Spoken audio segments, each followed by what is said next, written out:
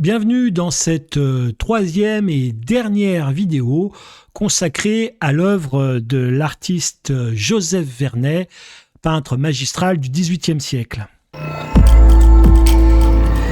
Alors passons maintenant à une nouvelle étape passionnante de notre exploration de Joseph Vernet, son contexte artistique, critique et social. Pour vraiment saisir l'importance de Vernet, il est essentiel de comprendre comment il s'intègre dans le marché de l'art de son époque, la réception critique de ses œuvres et surtout comment il capture la société de son temps à travers son pinceau. Savez-vous que ces marines étaient si prisées qu'elles se vendaient au poids de l'or selon Pierre-Jean Mariette. Son succès commercial était aussi impressionnant que son talent artistique. À l'époque de Vernet, le marché de l'art s'organise autour de trois piliers majeurs: les salons, les marchands d'art et les collectionneurs.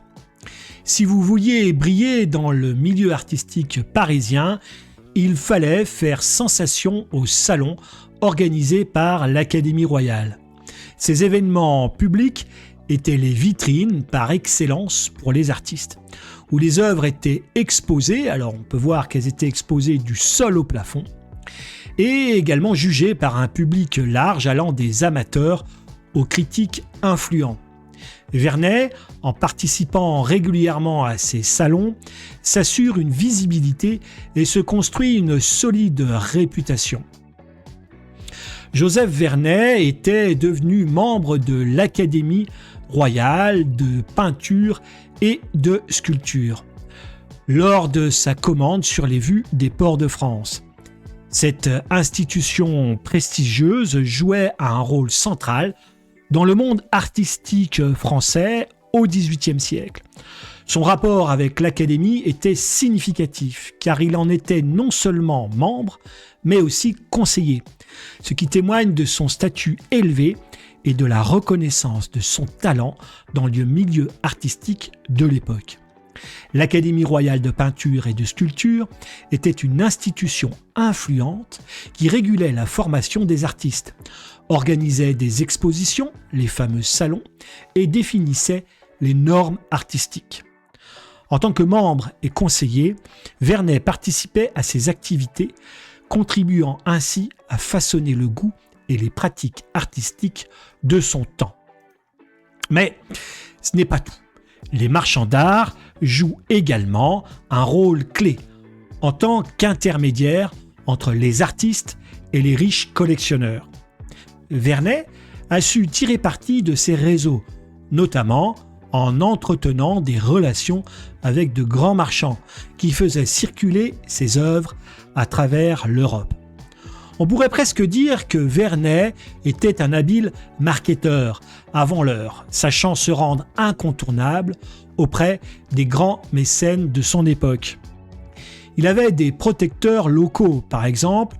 Au cours de sa formation initiale, Joseph Vernet a bénéficié du soutien de mécènes régionaux, tels que le marquis de Caumont et le comte de Quinçon, qui facilitèrent son voyage crucial en Italie. Et puis, des promoteurs influents. Lorsque Vernet séjourne à Rome, sa renommée croissante attire l'attention d'Abel François Poisson de Vandières, alias le marquis de Marigny, dont on a déjà parlé. Ce protecteur important encouragea son talent pendant le grand tour de Vernet. Je rappelle que peut-être le plus grand commanditaire de Vernet était le roi Louis XV lui-même, mais également Thiroux d'Epersen, beaucoup moins connu, mais au nom quand même beaucoup plus drôle.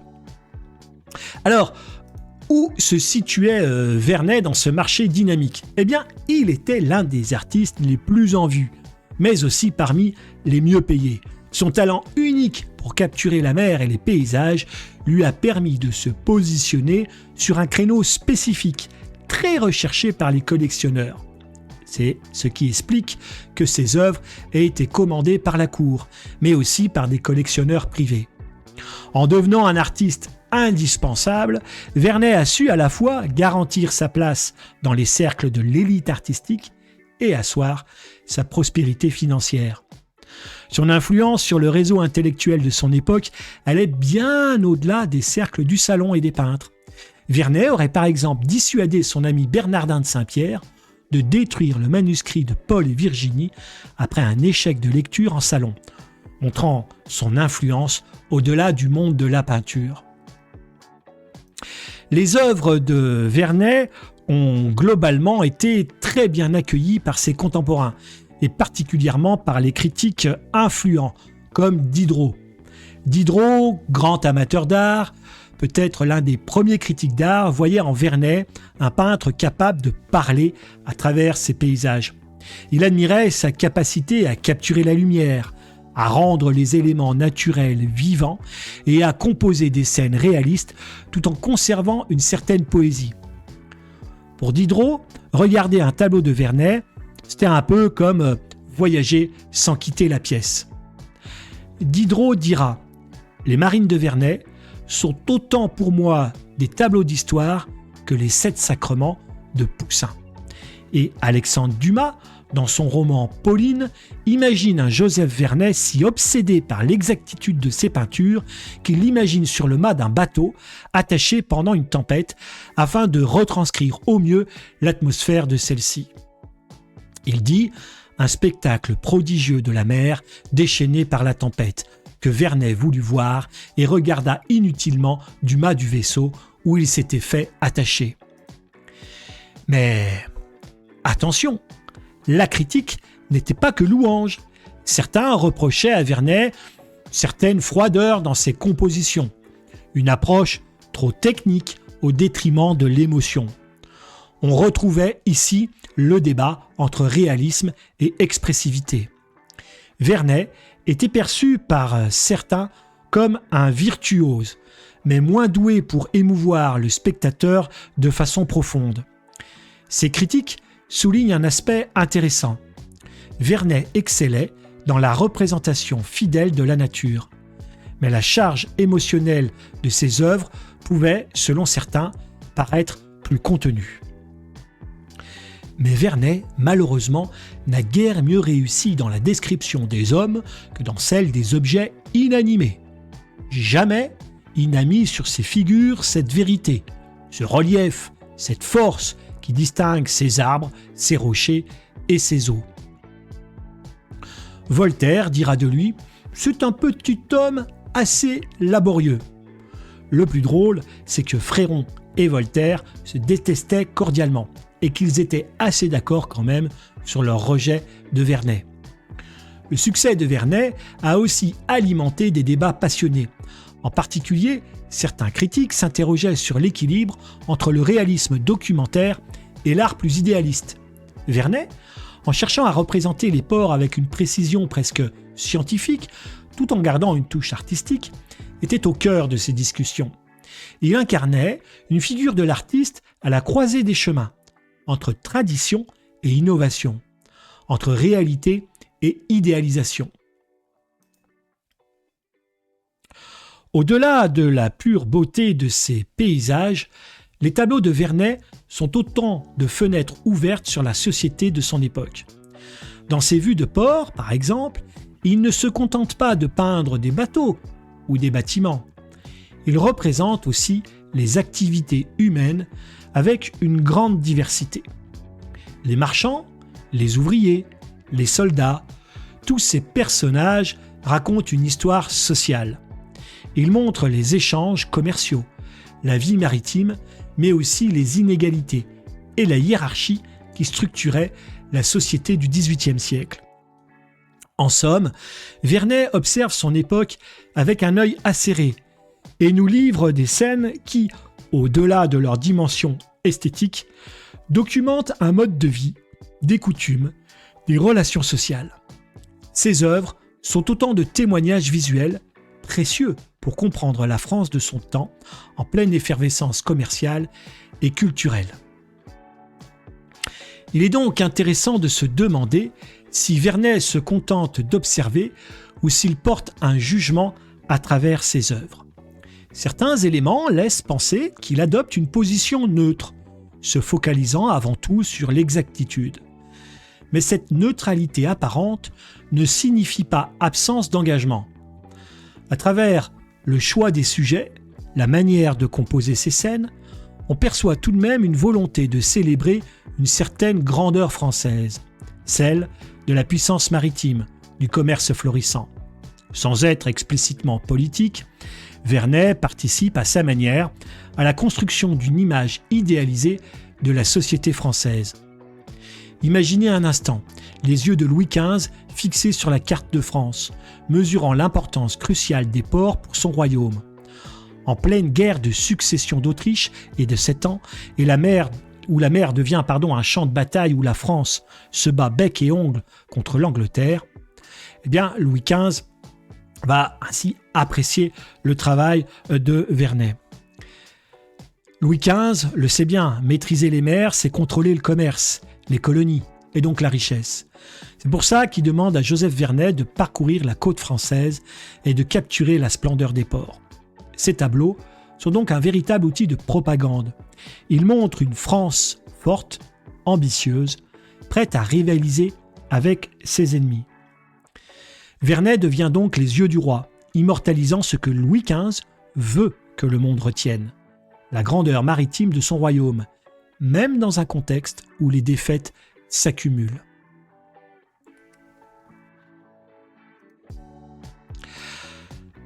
Accrochez-vous car on entre maintenant dans une phase fascinante qui est celle de l'héritage de Joseph Vernet. Vous vous demandez peut-être, d'accord, Vernet, c'est du solide, mais qu'est-ce qu'il laisse derrière lui au juste ? Eh bien, sur les peintres de marine du 19e siècle, l'ombre de Vernet plane encore. Vous savez, dans le monde de l'art, laisser son empreinte, c'est un peu comme lancer une pierre dans un lac. Les cercles s'élargissent et touchent tout ce qui se trouve sur leur passage.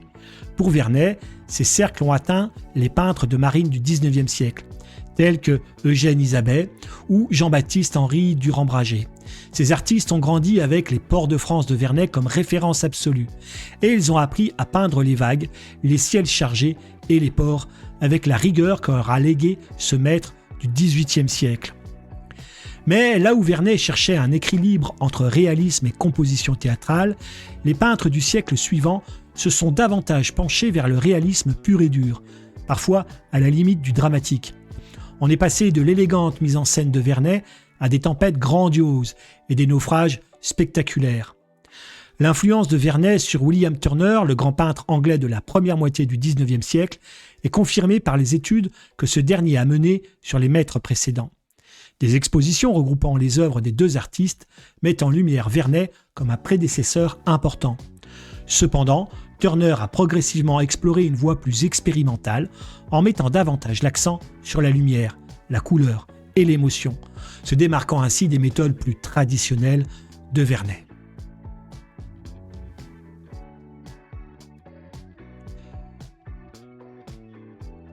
Alors, je vous propose maintenant de suivre les relations qui peuvent exister entre certains artistes contemporains et Joseph Vernet.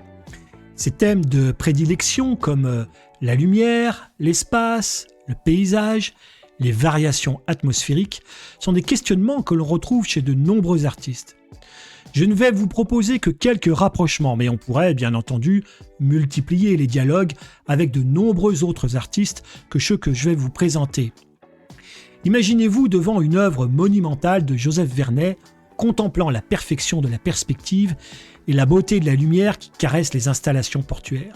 Maintenant, visualisons ensemble deux installations d'Olafur Eliasson, The Weather Project de 2003 et Inside the Horizon de 2013. Que se passerait-il si nous faisions dialoguer ces artistes séparés par 2 siècles ? Les deux œuvres d'Olafur Eliasson, The Weather Project et Inside the Horizon, invitent les visiteurs à entrer dans un espace immersif où la frontière entre l'œuvre et l'observateur disparaît. Ces expériences interactives rappellent les paysages soigneusement orchestrés de Vernet, où la perspective et la lumière guident notre regard. Chez Vernet, la réalité portuaire, embrassée par une touche méditerranéenne idéalisée, invite le spectateur à s'immerger dans la scène. Quant à Eliasson, il propose une interaction sensorielle totale, abolissant les limites entre l'artificialité et le naturel. De plus, les deux artistes entretiennent une relation forte avec la lumière, qui oscille entre réalisme et abstraction. Vernet manipule magistralement la lumière naturelle, révélant le caractère dramatique de la mer et des installations portuaires.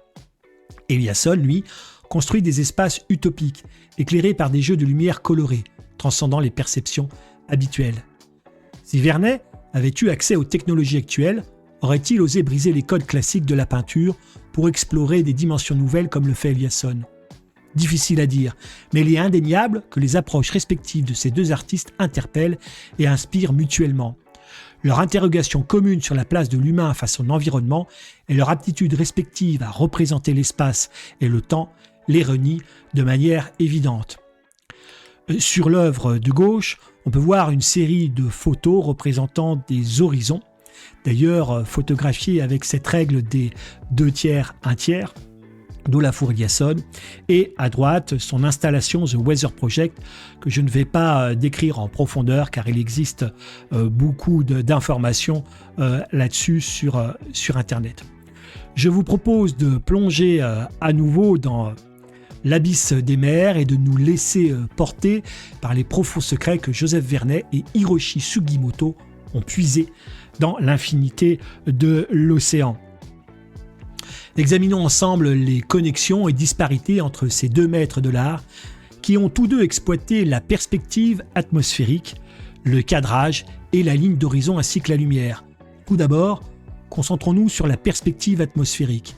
Imaginez-vous naviguer à travers les tempêtes rugissantes et les brises légères, accompagnées par les harmonies de bleu-azur et les nuances blanchâtres des ciels de Vernet.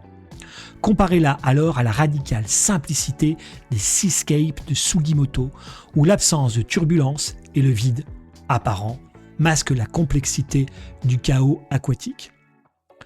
Ensuite, penchez-vous sur le cadrage et la ligne d'horizon.